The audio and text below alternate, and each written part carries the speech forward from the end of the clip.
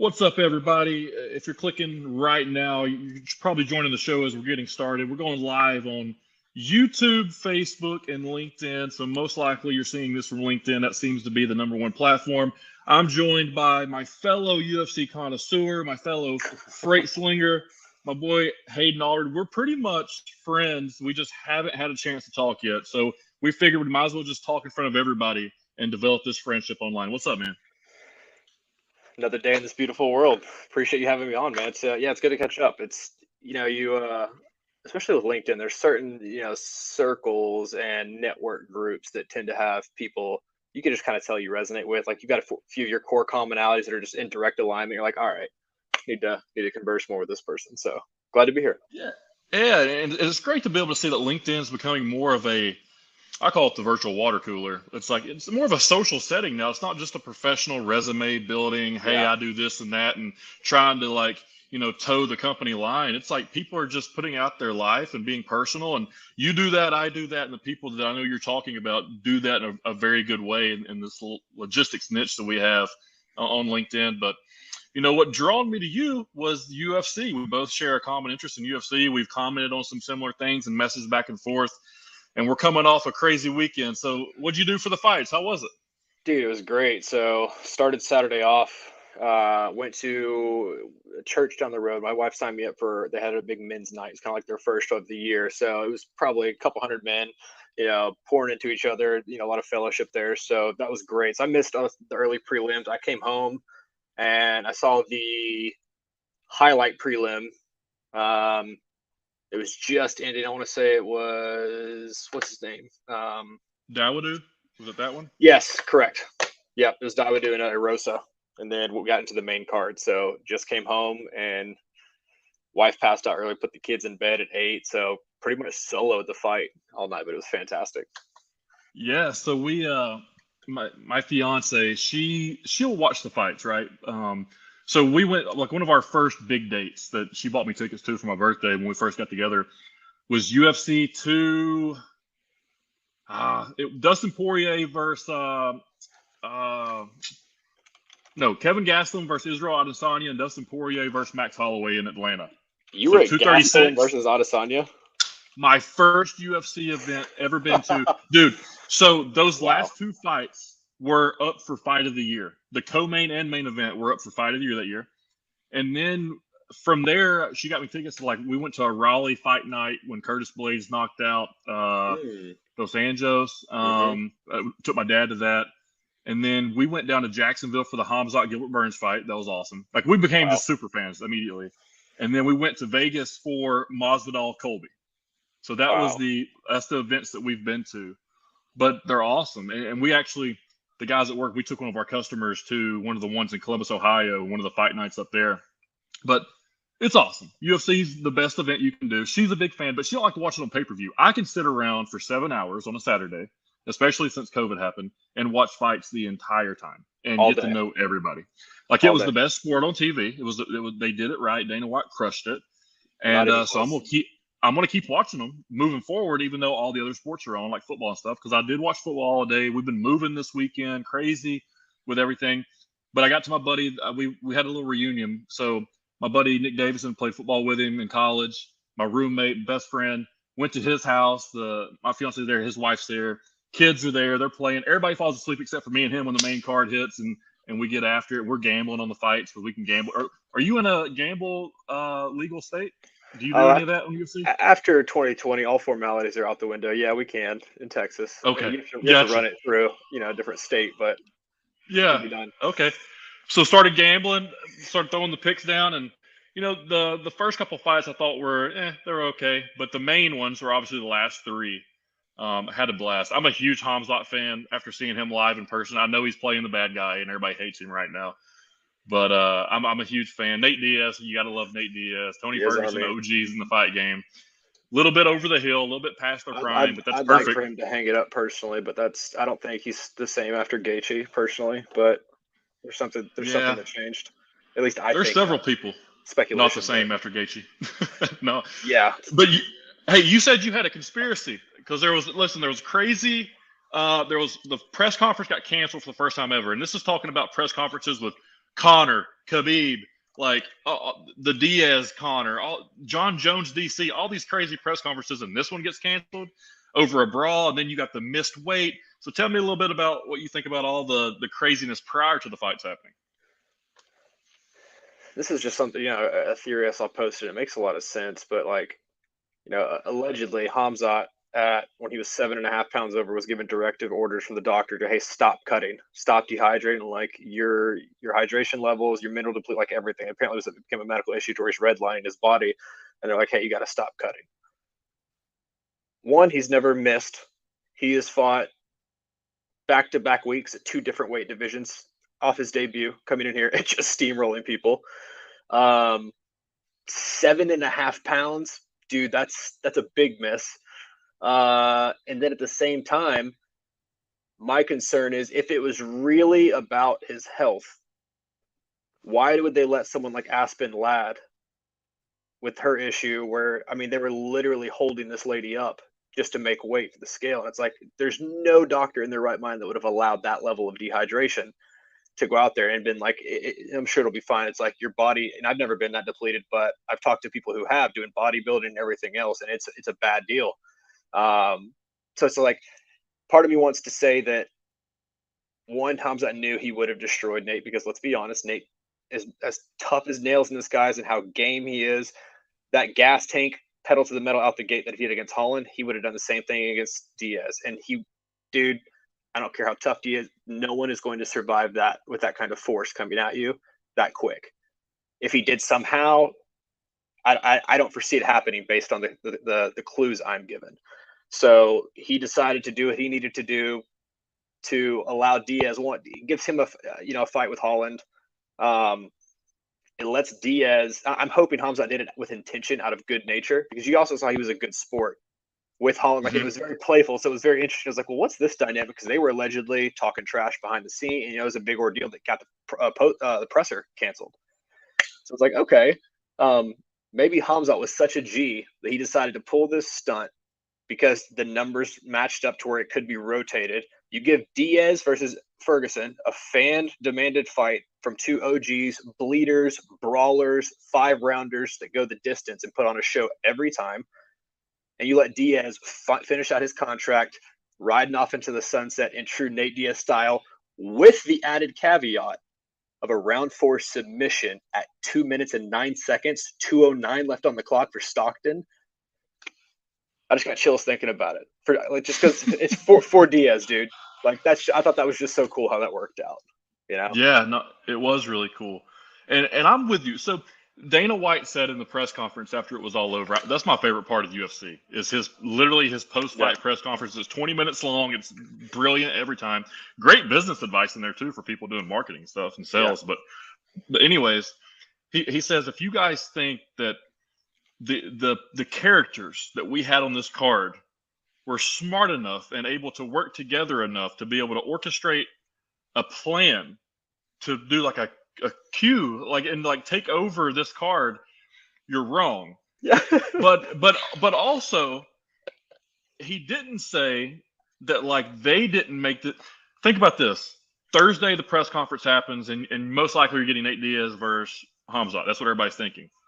Well, in the back, they have the news breaks that Kevin Holland and Hamzat actually were the ones that started it and got into it. And then it just happened to be a kind of like water bottles getting thrown in the back. But there's no real proof either. Like, there's some scuffles, but you don't see Hamzat, Kevin Holland footage shots behind scenes. It's nothing really. And supposedly Hamzat pushed kicked Kevin Holland, and then he's calling him a middle school girl on Instagram. So they're already building a fight that could potentially happen later on down the road anyways. And then you get Kevin Holland's like, I'm not taking this fight unless it's a main event 5 rounds. Well, you're not going to be able to sell the fight. Nate Diaz is selling the fight. Hamzat, if anybody's selling the fight next. I think that when they saw that all that happened, they were like, Kevin Holland's going to fight at 185 or 170 anyways. He's probably not down to 170 yet. They're probably both about 8 pounds away the night before. They're just going to cut it the next day. What if we do a catch weight? Yep. And just do 180? Then let's just go ahead and move Tony up, because Tony and Nate are already going to be on 171.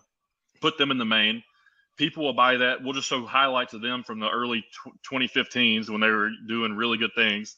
put that up there. Show a couple of highlights of Nate beating Connor. Show a couple of highlights of Tony Ferguson being El Kakui from, back in the day, like in what a run. 2014, 2015. One of the best runs ever in the history of the UFC. And that's the fight that people want to see, and they're entertaining enough to be able to go out there and do that. I feel bad for Tony because he didn't prepare for a 5-round fight, and he did well up until the 4th round. Yeah. But then you look at Nate, and it's like, that dude kind of looked out of shape too, but Nate just always goes. So it's hard to really, he just did a triathlon 3 weeks ago. I think he was a lot of gimmicky and trying to bait him because Tony was on the bike. When he would get these, when Diaz would start backing it up and being the aggressor and pushing it back, Diaz doesn't want to run. He wants to brawl. He wants to stand right here and let's throw. So I think that was also him trying to bait Tony and acting like you, because it's Nate, dude. It's like he's always doing that stuff. So that's my opinion on it, at least. Did you see the part where Nate just stopped fighting and just started walking around, and then Tony lay on his back, and then Nate grabbed the fence like that? He's on top of the fence, leaning on it, talking to the commentators while he's pointing at Tony, Then throws a sidekick towards one of the end of the rounds and actually lands it. I'm pretty sure that's the only person that's ever done that. But yeah, it was awesome, and Hamzat I think is an undeniable champion, maybe at 170 and 185. Listen, Israel Adesanya is not out wrestling Hamzat. Usman, I think, is too old and Usman's great, but he's too brittle to wrestle Hamzat, if that makes sense. His knees are not going to be able. If Leon Edwards can take you down and keep you down, Hamzat will take you down and never let you back up ever. I was so happy watching that fight end the way it did. I literally jumped off of my bed and was like, "Yeah, I woke the house up." Yeah, you're talking about.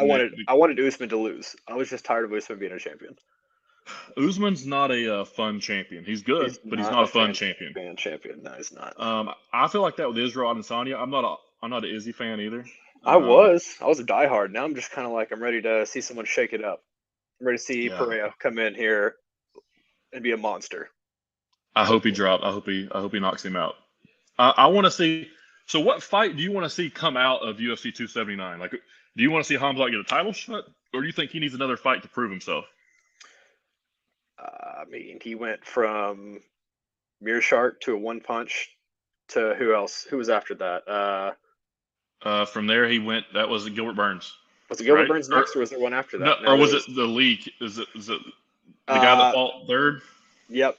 Jalen picked him up and carried him across the ring, right? And then he fought Burns, got the decision, and Burns is about as elite as it comes. There's really, he could be, if he was a champion, he could be a champion still. He's a monster. At this point, I just want to see somebody that can withstand the force so that we can get a couple rounds out of it like we did with him and Gilbert, so that he can be put to the test again. But I think him and Usman make a lot of sense. I think it's going to force Usman to wrestle again, even though the striking's been pretty much on display since he switched to Whitman. And he hasn't had to wrestle too much outside of Kobe just constantly pressuring him and during those fights. But honestly, I'm at the point now where I don't necessarily care because the talent's so stacked at this point. I'm ready for Sandhagen to come back. I'm ready for his fight. I'm a big fan of that kid. Yeah? Corey Sandhagen, dude, I love that kid. He's a monster. Bryce Mitchell. I'm ready for all these guys to get back in the ring. I like me some Bryce Mitchell. But yeah, at this point, I just like to see what the UFC does with their brilliant matchmaking, with the style matchups, just because there's so much depth in every division right now. I don't care if it's an unranked fight or a ranked fight. Chances are, I'm saying 92% is my number that I feel good about my gut. It's going to be a banger, or it's going to be very entertaining to watch. Yeah. Yeah, so, even the fight nights that are free on ESPN. You're looking, those things could almost go on any pay-per-view. Sometimes I tell people the fight nights are better, and sometimes the prelims are better than the main card because those people are scratching and clawing, giving everything they got to get on the main card, to become a UFC superstar, to get the rub, to get the run. They're not rolling out. That's your best fights. I know, dude. So this weekend, dude, easily, in my opinion, that I can quantify, the most impressive physical feat that I saw this weekend was Chris Barnett, Jake Collier. That was it kind of defies physiology when you're 267 pounds and you go pedal to the metal for 7.5 minutes straight with a minute break after 5, dude. And you take the abuse. You you recover throughout the flurry that you're taking, the damage you're taking, to stay consciously in it, to come back in round 2. to escape that rear naked. Dude, that fight was unreal. I missed that one initially, had to go back. Yeah, that's the best thing about ESPN too. Like if you get the pay-per-views, you can go back watch all the fights. They're usually on the prelims on the app or whatever. Yeah, man, they're just crushing it right now with the way they run everything, and all the other sports need to kind of learn from them. To be honest with you, they've set a standard. And I don't watch other sports. I'm one of those weird people that I played baseball my entire life. Yeah. Scholarship all through school. You could not pay me to sit down and watch baseball. Really? What position did you play? I was a pitcher. Okay, I was a catcher. Where'd you play at? Post University in Waterbury, Connecticut. So I played up there for 2 years to finish my undergrad, and then I stayed local for my first year to JUCO because I almost didn't play after high school. I decided I was burnt out. I didn't know if I wanted to. My dad gave me the whole, hey, I had a scholarship opportunity, but back then you didn't need a degree. I wanted to work and make money. So I regret, I have a lot of regret not taking that, just what if. So I was like, all right. So last second, they were full, but if you can pitch, they can always find a roster spot for you. So I ended up doing that, having a really good 2 seasons there. And then, getting a scholarship to go play in Connecticut in the Woodbat Conference. So that's what drew me up there. Yeah. So my best weapon was a 2-seam. So I was like, all right, put me in cold weather, give them a wooden bat. Like, all right, we'll do that. A little bit of movement, you're good, ready to roll? Yeah. Yeah, that was my my go-to. My arm never got tired, so until that's awesome, man. Until it blew out. Yeah, but yeah, it was that's usually how that goes. Well, how did you become such a UFC fan? Dude, I don't know. I guess just being in tune with really what draws your curiosity and attention, because I know sports-wise, unless I'm at the game, and that's pretty much baseball only. And I've been to a hockey game, the Stars event, the environment's amazing and I love it. But as far as the game, I don't love any of them. I don't care. I don't have a special heart in my place for baseball, even though it was part of more than half of my life. I got I liked throwing a ball hard and playing, letting it fly. And then the one-on-one showdown to about that's where I found my joy in baseball, not the game itself. But I couldn't tell you a starter on NFL team, NBA team, don't know. I don't care. But fighting, whether it's boxing or mixed martial arts, combat sports, I'm always it's a tractor beam. I find myself sitting here and not even thinking about it, and time passes, and it's just I'm fascinated because I couldn't tell you, but it's been a long time.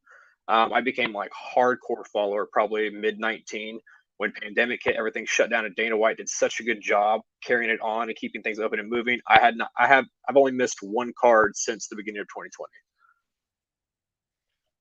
I'm on one hand as far as cards that I've missed. Cards, I haven't missed any main cards. Pay-per-views and stuff. They can take my money. I don't care. I don't, whatever. But fight nights, I've barely missed any. I've barely missed any, and they're just so good. Like you said, it's Dana White said one time, he goes, if you had the Super Bowl in one corner, the World Series on one corner, the NBA championship on one quarter, and two drunk guys fighting on the other street corner, everybody's going to watch the two drunk guys fight because as humans, we just love watching people fight. We love conflict. We love aggression, confrontation. And the UFC does such a great job of putting two really good guys together for 13 times a night or 10 times a night, whatever it is, in a very structured format of people fighting. And most of the times it's a good fight. It's not there for a while. It was getting to where it's a lot of wrestlers, a lot of ground game, and people didn't understand the ground game. But even if you start understanding the ground game and jiu-jitsu and wrestling and the grappling transitions, wild. That's the best part. When you start popping over, they're on the ground. Is he going to roll to the right side? Is he going to get out of this transition? Those are the fun things to watch. It's like watching chess players at a high level play chess, but fighting. With severe consequences. That's what Joe Rogan says, right? Because, they're playing a high-level chess game. It's one of those, you don't want to have a bad day at the office in that world. No. But, yeah, dude, when you get to and you start to understand the technical ability, and especially now, kids are coming into it, all these unknown people, because it used to be, back in the longest time, you had to wait for the Chuck Liddells, the Tito Ortiz, these more flagship fighters on a card to really draw interest or to be a draw, because you didn't know who anybody else was, and the lack of depth and dimension of fighting abilities between the different martial arts, there was still a gap. You were either primarily a striker that had no wrestling background, and so now everybody is they started so young and they're becoming so well developed and well rounded by the time they get to the UFC that there's not a lot of skill gap from this, from being like a well-rounded, because you have to at this level now. There's no room for you to come in and be like, yeah, I'm really good striker. I have no wrestling or takedown defense or anything. It's like you're not gonna do well. You're gonna have to learn that quickly. Yeah, we've got so Marcus, he's my little one. He's 6, about to turn 7, but he did jiu-jitsu last year, and he still signed up, but we hadn't been in a minute, to a Gogi Combative. It's in North Georgia, Chattanooga. It's our premier gym around here, and there's several guys that are pursuing careers. Trevor Pete, if you watch, do you watch Contender Series on Tuesdays? I haven't in a while followed it. I need to. It's just I always forget about it. But I used to watch this Tuesday.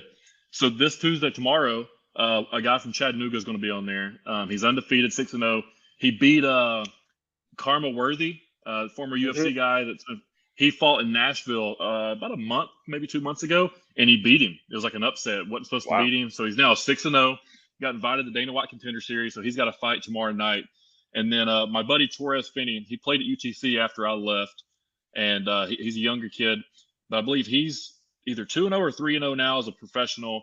He was 4-0 as an amateur, state champion wrestling background. He's going to wrestle. He's going to fight about 185. I think he needs to get down to like 170, but he's so big. It's going to be so hard for him to get down to 170. But dude, he's legit. He just got signed by First Round Management, which is Masvidal's promotion down there, that Manny Callaway or whatever his name is. But he just got signed by them. He's been on my show several times, so you look him up. I'll send you a link to him after this is over. But it's Torres the Punisher Finney, dude. The way he fights, he's going to make it. It's just a matter of how far he's going to make it. I don't know. He'll either be PFL, Bellator, or UFC. I just don't know how far he'll end up making it, if it's his height or his size, or if that's going to be an advantage for him. He's going to be the real deal. When you see him, he's a 185-pound version of Daniel Cormier. Like that's what he is. Okay. He's legit. Like he really is. I've worked with, or not worked with. I've interviewed several boxers, MMA guys from Chattanooga, North Georgia, this whole area. He's the one that's got a shot, like a real shot. That's always interesting, dude. I'm so obsessed with like the fighter lifestyle. For the ones who are like fully in, where there is no other option, it's like everything else must go. I don't care what it takes. I'll live on the streets. I don't care. I'm going to make it in professional fight. Like I am so fascinated by that lifestyle, just because it's the amount of discipline it takes, the sacrifice it takes, especially if you don't have resources, right? Like some of these guys, that's all they know fighting because of the nature of where they came up, their socioeconomic status. Like they had to fight, and they found their love of it through somehow. But dude, the following them through the fight weeks and seeing the training camps, the morning, grappling sessions over to striking and then to cardio and strength, like just that whole lifestyle, and that's all you do, is such a fascinating thing to me. I love that. Yeah, because I'll ask him like, hey man, because we do a studio show as well on Thursdays. I'm like, hey man, you want to come by the studio, do a show? He's like, yeah, what time can we do it? Because I've got striking at 2 and jiu-jitsu at 8. I'm like, just come at 5. We'll figure it out. We'll get you in the studio. But he's super cool with that. So how'd you get into freight? Let's kind of segue. We've been 23 minutes on UFC. Okay. How'd you get in? Or did you become a freight broker when you first started? When did you start? Tell me your freight story. Yeah, so I was looking to get out of the industry I was in Indy in 2017. So I graduated college, never had a job, played baseball year-round my entire life. The deal was if you're not playing ball, you're working. So I played ball. Then in Texas, we play year-round.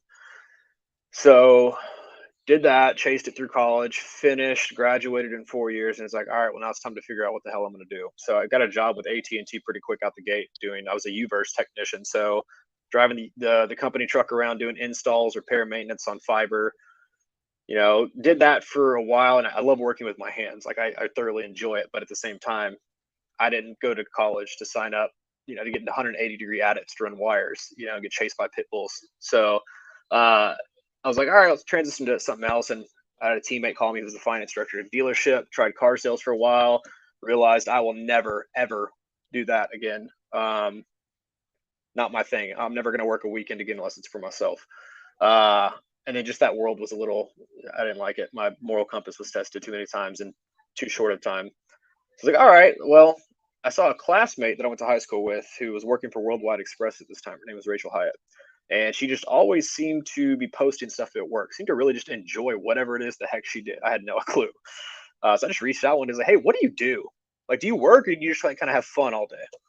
And that's where I got introduced to Worldwide and just happenstance.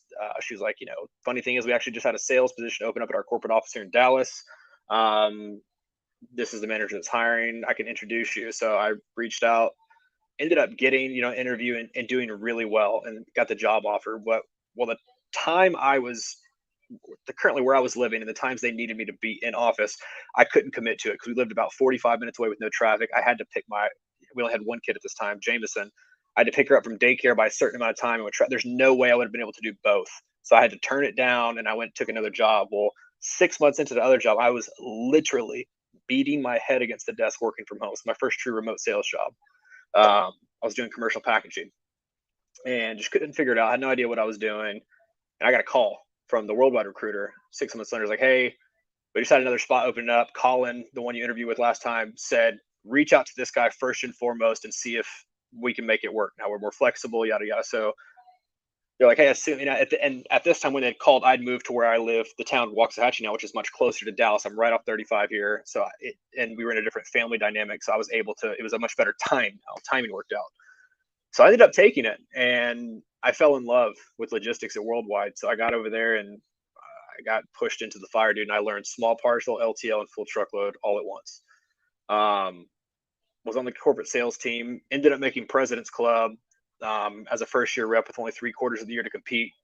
Then I placed in 3 national contests simultaneously during that time. And it's like, that's where the confidence started to come from. It's like, okay, maybe I really can do this. They have a pretty legit sales organization. It's about 400 people and they're trained well. That's their actual product. That's their best product is professional development. They just do it in the logistics space, but did that really well. And I don't know if you're familiar with Worldwide, but the unique thing about them as a third-party logistics company is they're, like other 3PLs get LTL blanket tariffs to resell. They've got a fixed cost essentially, and they can go out and put margin on top of it and provide that service. We had that as well, but for small parcel. And we were the exclusive reselling partner of UPS and the only one. So we were able to offer a small pack, an LTL, a full truckload, single partner, full visibility over 3 modes, overall better discount, you name it, right? Ended up doing really well on that. About 2.5 years in, I had learned that Global Trans was essentially trying to replicate that model with a FedEx partnership. So kind of being the bold person I was, made some calls, ended up cold calling the CEO at that time, who was Renee Krug. Kind of giving an on-the-spot presentation of like, hey, this is who I am. This is what I do. If what I'm hearing out here in the market is correct, I would like to throw my hat into the ring to lead this division. Here's why. And kind of just, I gave an on-the-spot presentation, sales pitch on like, if what I'm hearing is in fact true, like I want to be considered. I've only been doing this less than 3 years, and I'm on paper, I am in no way qualified for a position like this. But for the particular instance you're trying to recreate, I'm the best. At least at the time I was. And I ended up getting the job. So I entered to Global Trans, and long story short, with the market tanking, that was in end of August 2020. Market's capped no matter what mode of transportation it is. And they're like, oh, so about 3 months in, like, oh, we can't service 85% of the customer base we now have directly. Why do we need a reselling partner right now in this market? So they pulled out of that partnership. And then, the CEO's forced to resign, but I got sat on the board who now, or was most recently before the buyout of Global Trans there. Went to a few different places, couldn't find my passion for what I did anymore. Went to Emerge, enjoyed kind of for what it was, learned more about the RFP technology. So yeah, I mean, in a nutshell, I don't know if that was simple to follow or not, but third party side, cut my teeth on it, learned it, fell in love with it, became, as cliche as it sounds, more of a passion. I'm that guy that like you could call it 7:45 at night and like let's just nerd out or geek out to some freight stuff. Like I'm always real ready to have that conversation. Like that's how I can't get it. I can't stop. And that's how, so it's a problem because I don't have too many friends outside of this industry that want to talk about that. Like, dude, it's past 5 o'clock, shut up. Like we're done talking about freight. So like, I don't know. It became one of those things. And I don't know if it was whether it's the first thing I would consider myself a quote unquote professional or expert in. So that's why I love it so much, or if it's just the actual supply chain and logistics industry that I love so much. But I like solving puzzles, and it seems to be a never-ending dynamic 3D puzzle that you're constantly having to readjust or reconfigure. At least that's how I kind of view it. I don't know. Yeah, I heard somebody say one time, quit worrying about trying to get good at sales and start becoming good at solving problems, and then you'll get good at sales, right? Yeah. Start figuring out the solutions, and you'll get good at sales. So what year was it you first started? Is that 2017? 18, February of 18. So you've been in it fairly, what, Short amount of time. was it 4 years? Yep. That's crazy, man.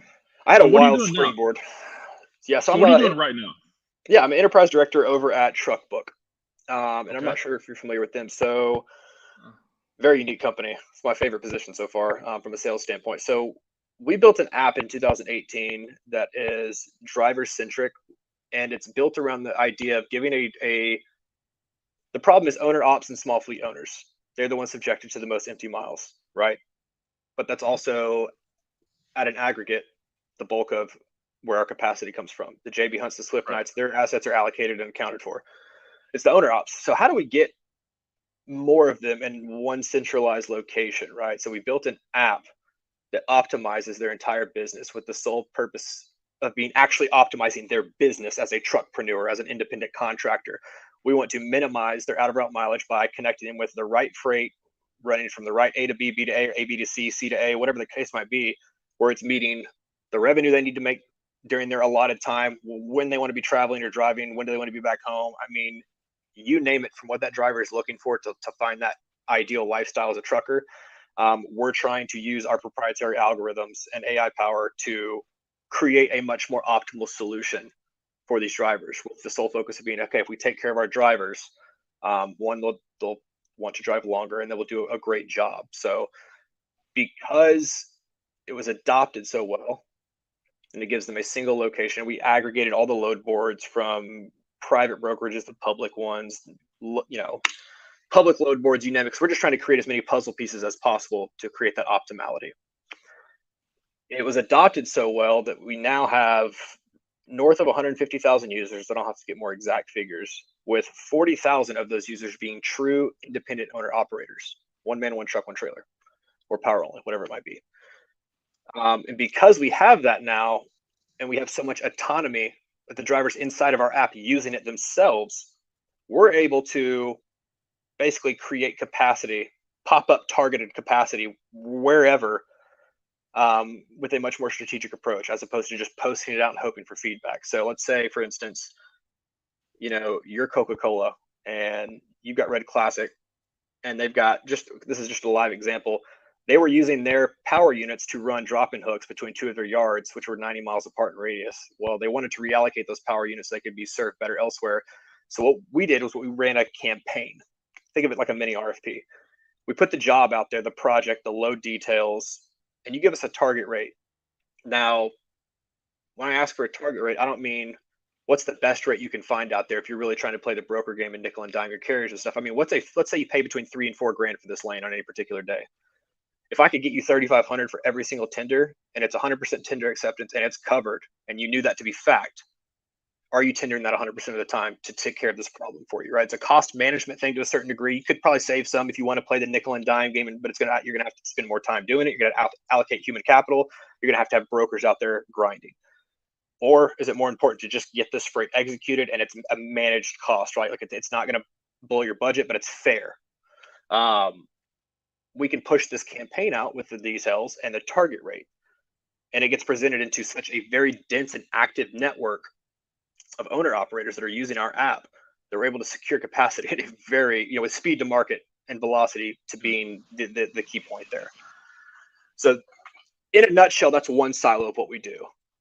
Then my owners were real smart, and they decided, well, we don't want to be just a technology company. So we went out and purchased assets. So we're also asset based with 200 trucks, 600 trailers, running dedicated and contracted throughout the Western 11, including Texas.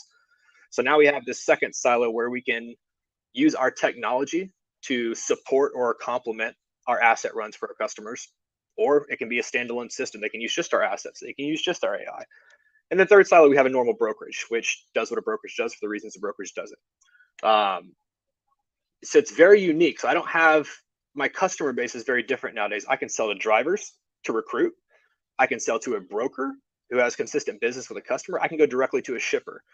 I'm in a position now where I don't have a wall of where my market is. If freight has to be moved in the simplest form, you have to have a truck to do it. I'm able to supply that now, no matter what the model is. Wow, that's really smart. It's fun. I like that a lot. I think that a lot of people just have that one outlet, right? That one vertical that they're trying to increase, and that's either a brokerage, or if you're an asset company, it's the asset company, or if you're a tech company, the tech. You guys are intertwining all of it and selling it at the same time. Why not, right? Genius. It's been fun from a sales standpoint. I have very minimal resistance. I've never had assets to sell. I've always been a third party. So I have like this newfound appreciation, and just being able to have the brokerage play, and then our AI dispatching platform, our owner op network, getting to use all three of those, especially when you have a customer on board and they're like, all right, dude, do what you guys do. Show me. Things get really fun for us, because then you have limitations with just your trucks. I work with a lot of people who I'm getting contract awards and they want to try to alert me or tender something same day or morning enough. I'm like, dude, asset carriers are pre-scheduled. I don't have just a truck in hand in your market. It's just kind of hanging around. Like, this stuff's pre-scheduled. So having the ability to brokerage as well to support your fleet, or use our AI technology with our owner op network, gives us a lot more flexibility and reactiveness, because many times we're forced to be in this industry as opposed to proactive. So that's a really unique facet of it, because we can really work out some great deals for customers and really service them by saying, hey, assuming we can agree to what's being tendered to us on a weekly basis, and we kind of know what to expect, I can offer 100% tender acceptance. You'll never have to worry about having a truck or a load given back to you, and we'll honor it, right? Because we have the resources and the fluidity to do that. So it's been fun so far, just getting started. Yeah, man. I'm with you. I love that. As far as sales goes, where do you see the most success? Do you see the most success doing the old school cold calling, or do you find the most success being more social selling, building a relationship through LinkedIn, and then transferring over to email or the phone? Or how do you navigate those waters? Yeah, so it would probably go on a particular basis. So for this one, I hopped in middle of June, right? So in my mind, reach out to a few shipping relationships that I may have had. Now that I'm in a position to provide a service they needed that I couldn't before, I found a lot of people are actually still in their route guide from whatever their most recent RFP was, probably the bigger one at the beginning of the year that most people are stuck to. So it's like, all right, well, they're like, oh, follow up here, no post award opportunities. I was like, well, I have a ton of great relationships with larger third parties that do contracted or managed trans. So I was like, well, they have the awards, so they need a truck. I'm going to reach out to all my contacts there. So I started there and really started keying in on lanes that are really core to our network, and not trying to fit a circle into a peg. So a lot of that's been LinkedIn, email, text messaging, people I know, had an acquaintance with.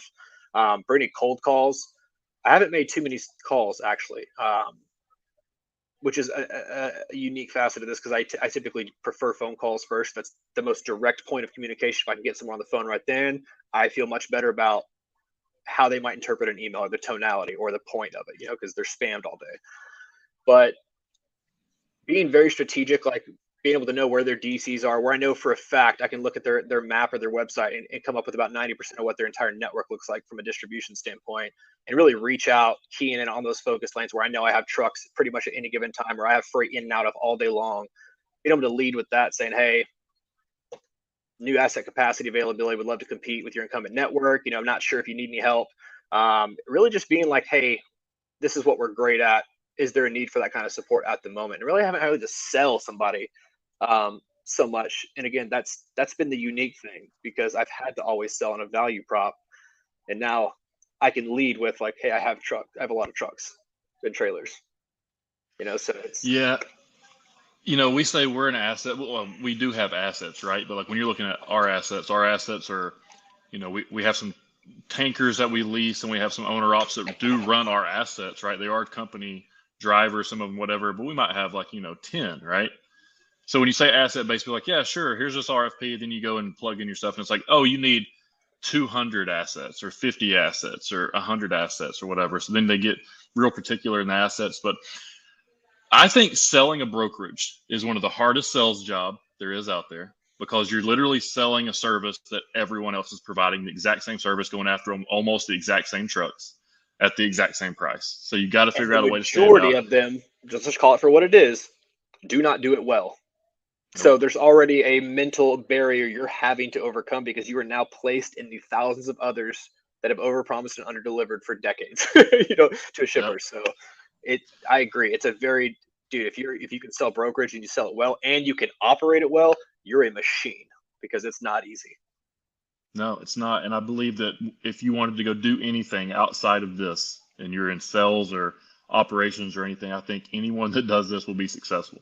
And I think the ones that end up being successful in this industry are all kind of like-minded and the same type of personality types, honestly. The ones that I've seen that do well all kind of have very similar backgrounds and or circumstances, like they're former athletes, former military, former cops, Yeah. former structure of some sort that's used to high pressure situations and not being afraid to be yelled at. Like that's the type of people that do well, because if you get a little skeptical with any of those situations and you shut down because a driver yells at you or a customer yells at you or a boss yells at you, this is not for you. Freight brokerage is not for you. Yeah. You've got to be. It's a locker room. It's a locker room and a high stressful situation, and that's just. I guess that's trucking in general for the most part. Yeah, it is. And the tough part is too, is you're not always dealing with rational human beings. And it may not even be, here's where I see the biggest problem is people are awful at managing expectations when they sell. They are very good at the whole anything you need, reach out to me. I'm your single point of contact, this and that, this and that. I'll be your Lord and Savior and your white knight with the cape on. It's like, I can work for your first few customers because you have the time and the bandwidth to handle that kind of stuff. And that's just a small example, but it really boils down to managing expectations, really setting up a customer for success. At least that's how it's been in my world. If it's not done with a process that can be repeated with quality control from the sale, the moving through the process, the onboarding, the launch, that's the first thing that I think has to be fixed if you want to scale, or else you're going to constantly be battling attrition. And you and I both know you don't always get a second chance in this game. And Murphy's Law happens a lot in this space. All the time. So it's almost like it's a guarantee. And if something doesn't go wrong, something's wrong. I like to joke with prospects when we hop on a meeting. It's like, if one of us didn't take 5 minutes to fix a very easy technical issue that we've already dealt with for 2 years straight, it's not even a real call yet. Like, we have to someone's got to be muted and not know it. Like, something like that's got to happen. Yep. But yeah, so but that's the sales standpoint. It's been easier in this role, so it's a little bit more of a cheat code currently.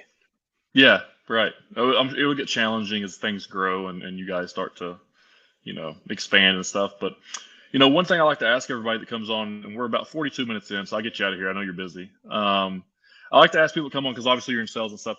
What's one tip you'd give somebody coming over into this industry or coming over into this actual job choices in sales? Like, you can pick sales or you can pick logistics.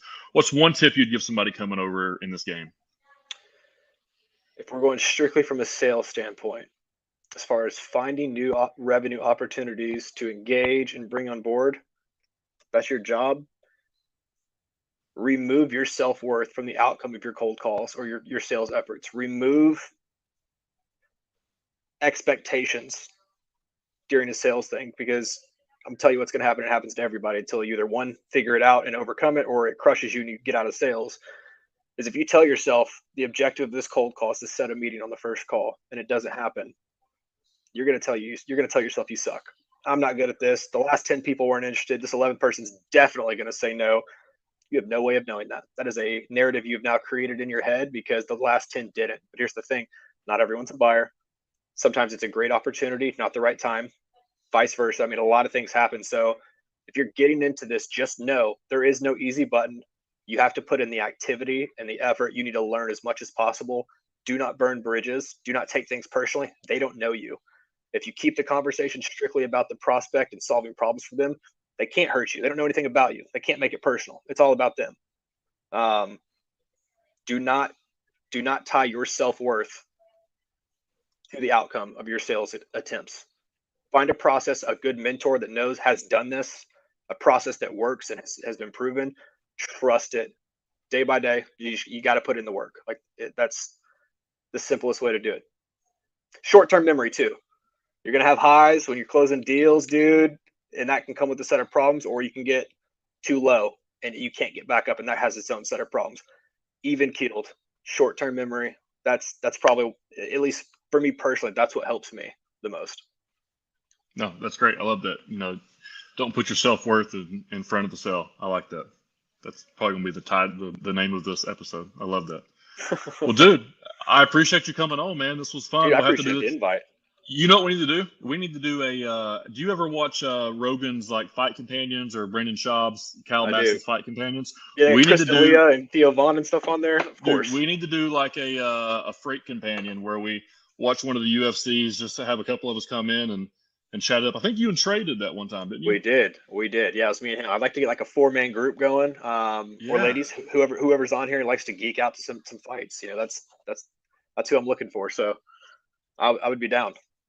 Yeah, we need to talk about that and get that set up. But hey, man, enjoy your day. Get back to Likewise. it. Sling some more freight. Enjoy your kids, and we'll see you next time, right, man? Talk See you, soon, brother. Later, brother.